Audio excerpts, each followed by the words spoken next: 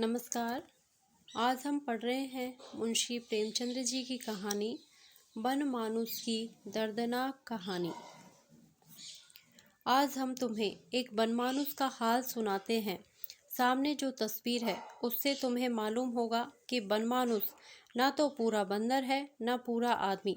वह आदमी और बंदर के बीच में एक जानवर है, मगर वह बड़ा बलवान होता है और आदमियों को बड़ी आसानी से मार डालता है। वह अधिकतर अफ्रीका के जंगल में पाया जाता है।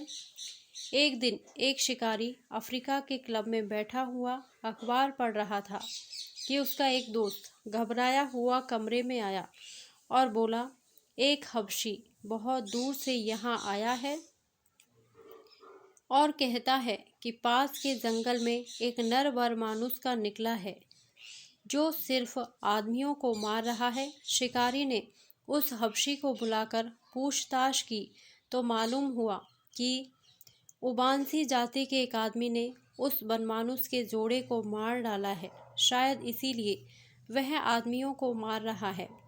हबशी ने कहा, साहब, ऐसे डील डॉल का बनमानुस कहीं देखने में नहीं आया था। बड़े बड़े जवानों को बात की बात में मार डालता है। ताज्जुब तो यह है कि वह चुन चुन कर उसी जाति के आदमियों को मारता है। अब तक करीब 10 उबांशियों को मार चुका है। शिकारी शेर का शिकार करने आया था, पर उसने दिल में सोचा, यह बनमानुस तो शेर से भी ज़्यादा खौफनाक है। पहले इसी को क्यों ना मारूं। दूसरे दिन उसने तड़के ही शिकार का सामान ठीक ठाक किया और उसी हबशी को लेकर जंगल की तरफ चल खड़ा हुआ। कई सिपाही भी मौजूद थे। वे भी अपनी छोल दरियां और बंदूकें लेकर चलने को तैयार हो गए। हबशी राह दिखाता हुआ आगे आगे चलने लगा। दिन भर लगातार चलने के बाद वे लोग उबांशियों के गांव में पहुंचे। रास्ते में बहुत से जानवर मिले, पर बनमानुस का कहीं निशान तक ना मिला। अफ्रीका के सब गांव करीब करीब एक ही तरह के होते हैं। गांव के बीच में उबांशियों के सरदार का झोंपड़ा था, चारों ओर बांसों से घिरा हुआ था। एक बड़े डील डॉल का आदमी कंधे पर बंदूक रखे झोंपड़े के सामने टहल रहा था। शिकारियों की खबर पाकर उबांशी सरदार उनसे मिलने आया और फौजी सलाम करके बोला, आप लोग खूब आए। अब मुझे उम्मीद है कि बनमानुस जरूर मारा जाएगा। हम लोगों का तो घर से निकलना मुश्किल हो गया है। शिकारी ने गुरूर के साथ कहा, हाँ, देखो क्या होता है। आए तो इसी इरादे से हैं। शिकारियों ने सरदार के झोंपड़े के पास ही अपनी छोलदारियां लगा दी और पेट देवता की पूजा करने की फिक्र करने लगे कि अचानक किसी के कराहने की आवाज़ आई, जैसे उसका कोई मर गया हो। शिकारी ने पूछा, यह कौन रो रहा है? हबशी ने घबराई हुई आवाज़ में कहा, हुजूर, यह वही बनमानुस है। दिन भर अपने मुर्दा जोड़े के पास बैठा रोता है और रात होते ही इधर उधर घूमने लगता है।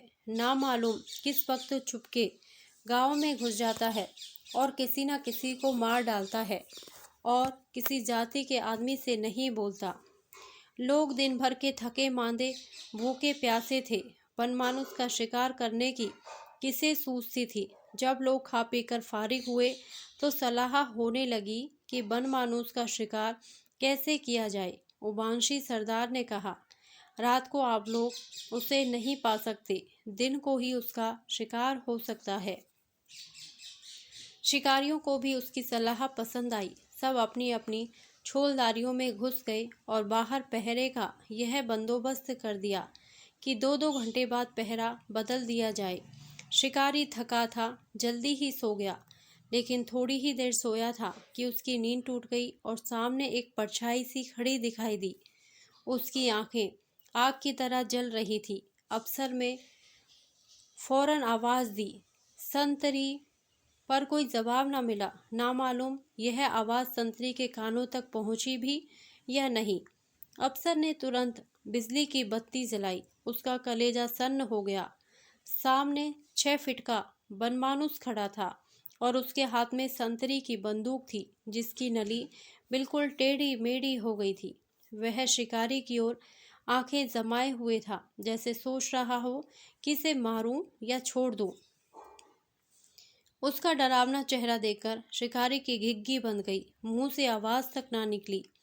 अचानक बाहर किसी चीज के गिरने का धमाका हुआ। शायद कोई संतरी अंधेरे में ठोकर खाकर गिर पड़ा।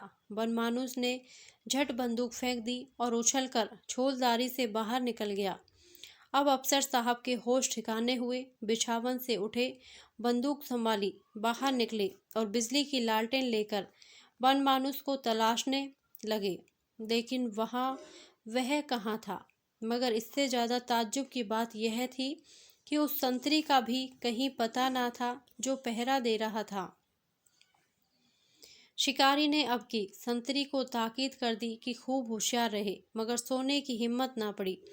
बिजली की रोशनी में बैठे बैठे गपशप करते रात काटी। दूसरे दिन तड़के सब लोग शिकार करने चले। गांव के आदमी उन्हें विदा करने के लिए गांव के बाहर तक आए।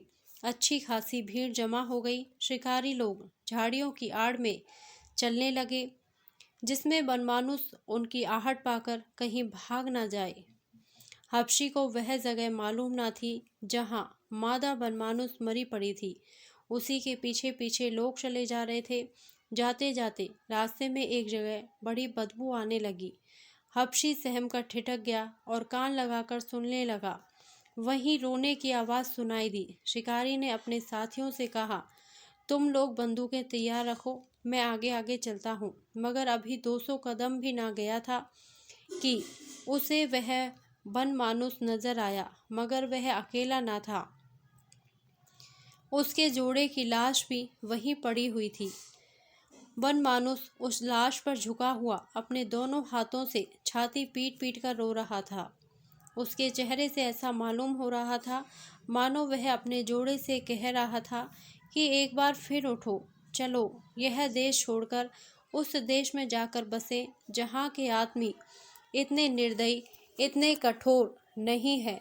जब वह देखता था कि उसके इतना समझाने पर भी मादा ना बोलती है और ना हिलती है, तो वह छाती पीटकर रोने लगता है। यह हाल देखकर शिकारी का दिल दर्द से पिघल गया। बंदूक उसके हाथ से गिर पड़ी। शिकारी का जोश ठंडा हो गया। साथियों को लेकर वह डेरे पर लौट आया। सब लोग वहां बैठकर बातें करने लगे। देखो, जानवरों में भी कितनी मोहब्बत होती है। लाश सड़ गई है, मगर नर अभी तक उसे नहीं छोड़ रहा। उबांशियों ने यह बहुत बुरा काम किया कि उसके जोड़े को मार डाला। अभी यही बातें हो रही थी कि देखा, कई आदमी एक लाश लिए चले आ रहे हैं। शिकारी लाश को फौरन पहचान गया। यह उस संतरी की लाश थी। मालूम हो गया कि उसी बनमानुस ने रात को उसे मार डाला है। शिकारी क्रोध से अंधा हो गया।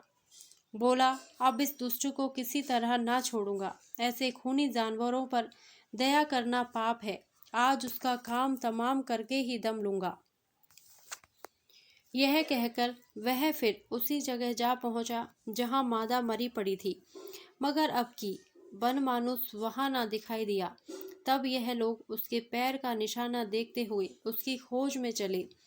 आखिर एक पहाड़ी के नीचे से, जहां एक पहाड़ी नदी बहती थी, बनमानुस आता हुआ दिखाई दिया। उसकी देह से बूंद बूंद पानी टपक रहा था। मालूम होता था अभी नहाकर निकला है। शिकारियों को देखते ही पहले तो वह गरज उठा, फिर किसी शोक में डूबे हुए आदमी की तरह छाती पीट पीट कर रोने लगा। वह लोग चुपचाप खड़े रहे। जब वह बिल्कुल पास आ गया तो अफसर ने उसके कंधे पर निशाना लगाकर गोली चलाई। वह जोर से चीखा और गिर पड़ा। उसका एक कंधा जख्मी हो गया था, पर वह तुरंत ही दूसरे हाथ के सहारे अफसर की तरफ दौड़ा।